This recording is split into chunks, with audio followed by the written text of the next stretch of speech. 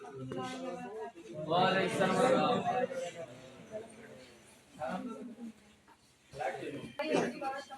পৃথিবীর আবহাওয়া পরিবর্তন করছে। বেশি দূষণের প্রধান কারণ গাছপালা কেটে ফেলার ফলে জলবায়ু পরিবর্তন হচ্ছে।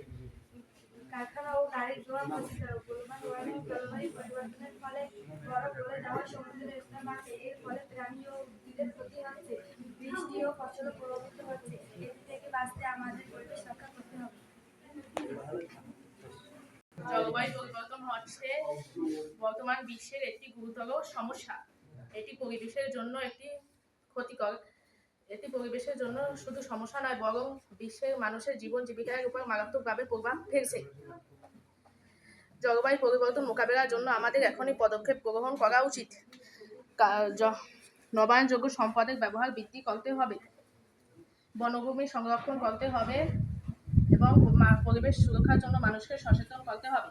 কারণ কার্বন নিঃসরণ, জীবাশ্ম জ্বালানির ব্যবহার, বনভূমি ধ্বংস, কলকারখানা, গাছ স্থগিত জলবায়ু পরিবর্তনের মূল কারণ। প্রভাব: তাপমাত্রা বৃদ্ধি, ধ্বংস, অনিয়মিত বৃষ্টি, খরা, বন্যা জলবায়ু পরিবর্তনের প্রভাব। প্রতিকার: জলবায়ু পরিবর্তন কমাতে হলে নবায়নযোগ্য সম্পদের ব্যবহার বৃদ্ধি করতে হবে, বনভূমি সংরক্ষণ করতে হবে, কার্বন নিঃসরণ কমাতে হবে। বর্তমানে সবচেয়ে গুরুত্বপূর্ণ চ্যালেঞ্জ। এটি শুধু পরিবেশের জন্য ক্ষতিকর নয়, বরং এটি সমাজ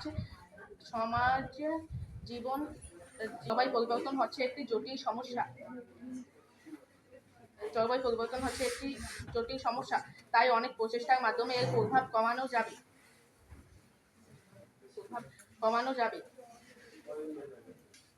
করার জন্য এই পর্যায়ে বক্তৃতা নিয়ে আসছেন মোসাম্মদ খাদিজা আক্তার, সপ্তম শ্রেণী। প্রস্তুত থাকবে খাদিজা 2, সপ্তম শ্রেণী।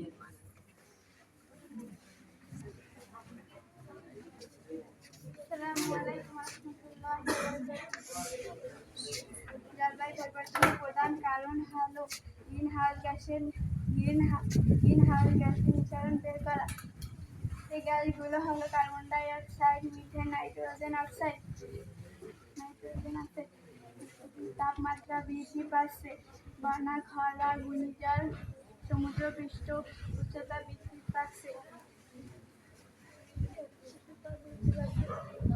হলো গ্রিন হাউস গ্যাসের নিঃসরণ বের হয়ে যাওয়া।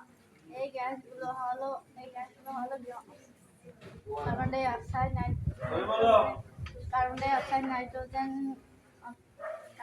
Methane, nitrogen oxide. এই